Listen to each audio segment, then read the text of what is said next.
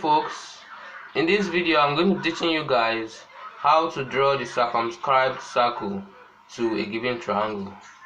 Now in this case, let's draw the given triangle. Let's draw any random triangle. So just draw a random triangle. Then let's draw the random triangle here. So I want to have some space for that. So I'll just draw 3 sides of the triangle.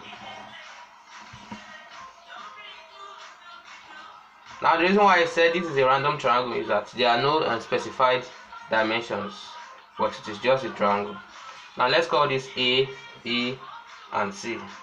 The next step is you bisect any 2 sides of that triangle. So I've gone over the bisection process, but let me do that. As you can see, I've bisected 2 sides of the triangle, and these are the bisectors. This is the first bisector of the line AB, and this is the second bisector of the line BC. Now we need the intersection. Now look at where they intersect. So that intersection point is called the circumcenter.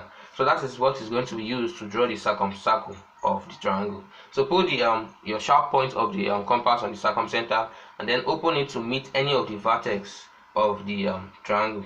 So let's choose vertex A. So you will see that if it passes through it, it's also going to pass through B. So you can confirm that. You can see it is also touching B.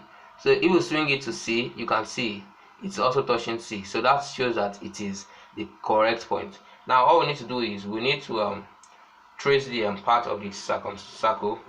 Then that's exactly what I'm doing here. Having done that, bravo. So this is the circumcircle of a triangle.